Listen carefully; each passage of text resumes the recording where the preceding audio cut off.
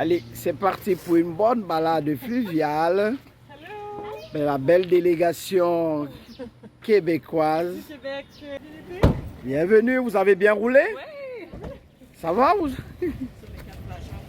On commence, nous sommes à l'entrée, on commence la porte du paradis. Mais voilà. Vous allez voir les singes qui vont commencer à sautiller. Enfin, ça c'est le débarcadère à partir duquel on va embarquer. Non. Ben oui, celle-ci, si tu sais pagayer, il n'y a pas de problème. Si tu sais pagayer. Donc, nous en avons pour 30 minutes en principe. Mais comme nous allons faire des petits arrêts pour essayer de vous faire découvrir les secrets du paradis. Donc, ça va nous prendre 45 minutes pour arriver. Ensuite, on aura 1 heure de découverte touristique. On va dans un somptueux village où il y a un musée de l'eau, il y a des baobabs, il y a une chefferie, il y a plein de belles choses. On en aura pour 1 heure et ça nous reprendra 30 minutes pour revenir. Et on n'atterrira pas ici. On va atterrir sur un autre quai, celui sur lequel vous allez dîner jeudi.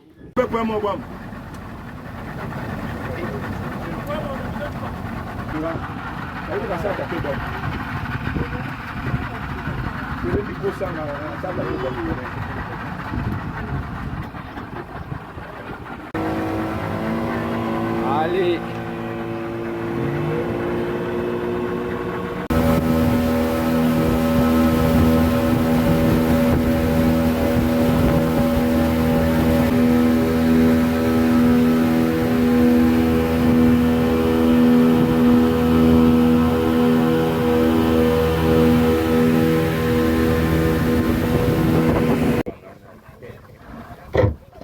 Ah non, allez. Ne tremblez pas. Il a été le parcours un peu long, 38 minutes.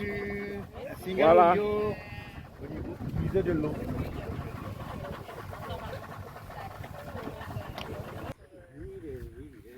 Bon, voilà un modèle de pirogue de course. Mais ça, c'est encore plus petit. Encore et bienvenue au musée de l'eau.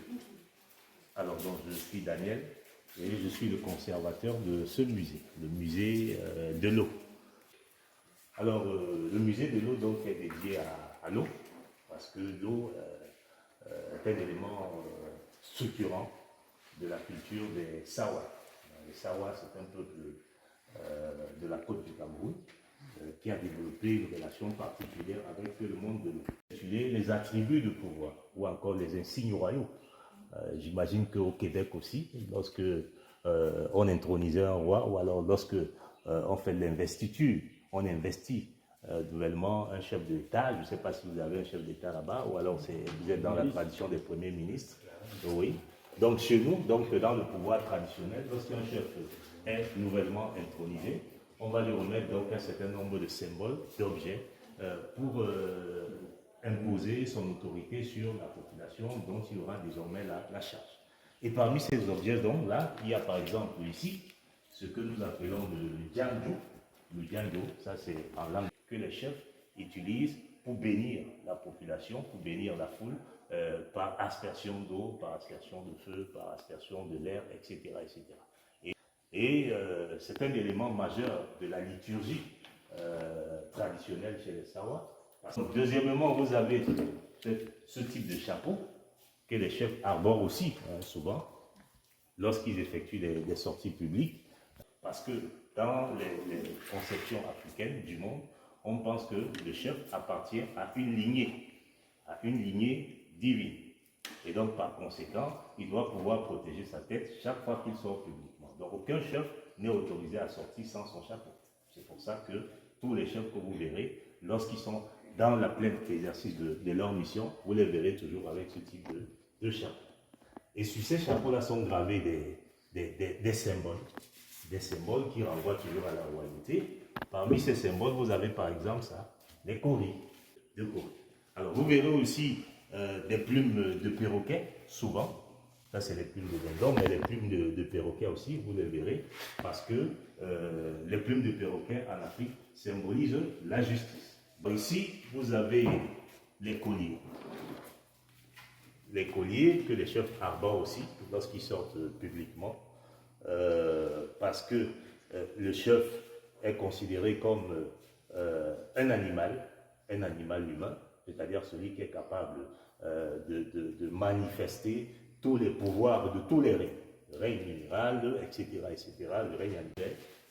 Ici, c'est des clés. Des clés qu'on remet au chef. Lorsqu'il est nouvellement intronisé, on lui remet ce type de clés. Et désormais, lorsque il est dans l'exercice de ses fonctions, chaque fois qu'il sort publiquement, il doit aussi arborer sur son cou cette clé-là. Parce qu'une population, il faudrait que symboliquement, il ait un élément qui permet d'ouvrir et de fermer les portes de la communauté dont il a la charge. Voilà. Donc c'est un peu ça, c'est symbolique, mais il y a du vrai là-dedans. Alors ici, c'est des cannes. Des cannes.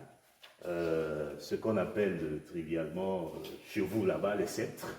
Je ne sais pas si vous avez la même tradition que nos amis français, mais les Français, eux, ils appellent ça les sceptres. Voilà, bon, nous, on appelle ça les bâtons de commandement. En Douala, on appelle ça Ebongwa Djania, c'est-à-dire le bâton du chef. Donc, lorsque le chef est nouvellement donc intronisé, on lui remet aussi ce type d'objet. Parce qu'on pense que le chef est celui-là qui doit donner la direction. Les Sawas sont très attachés à l'eau, on vous l'a dit tout à l'heure. Et c'est des gens qui ont développé aussi des cultes ancestraux, des cultes autour de l'univers de l'eau. C'est pour ça qu'une partie de leurs croyances sont également fondées sur l'eau. Donc les Sawas pensent par exemple que dans l'eau, il existe des vies humaines et des vies. Il existe des êtres aquatiques qui peuvent les aider à communiquer ou alors à échanger avec les divinités.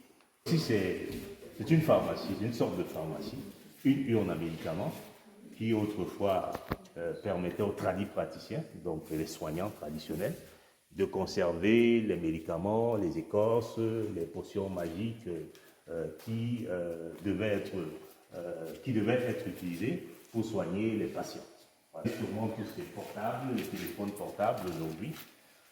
Mais avant l'arrivée des téléphones portables, il y avait ça aussi. Voilà, il y avait ça aussi. D'ailleurs, celui qui a beaucoup théorisé sur cette question de l'évolution de la communication, c'était un Canadien, Marshall McLuhan, qui a montré comment on est passé de l'âge du tam-tam à l'âge électronique. Pas. Donc alors ici c'est le tam-tam. Un tam-tam. Je joue un petit peu, hein. Oui. Je joue un petit peu comme communiquez-nous, c'est tam-tam. Oui. Allez-y. Alors là, monsieur.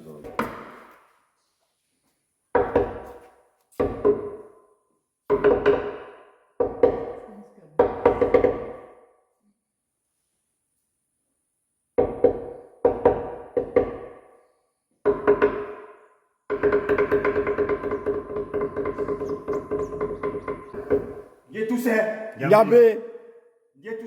Niambé. C'est la section consacrée à l'art divinatoire. Donc en Afrique, lorsque par exemple quelqu'un est soupçonné d'avoir été à l'origine mystiquement de la mort de son voisin, de son père, de son oncle, il arrivait souvent qu'on se rende, que la personne ou alors que la famille, les membres de la famille décident d'aller rencontrer un praticien. Donc ce qu'on appelle régulièrement les médecins traditionnels, ceux qui étaient investis du pouvoir des ancêtres pour pouvoir faire de l'art, de la divination, etc., etc. Donc lorsque quelqu'un arrivait, lorsque les membres de la famille arrivaient chez le praticien interrogeait les mâles des ancêtres pour leur demander d'établir la culpabilité ou non de celui qui est accusé.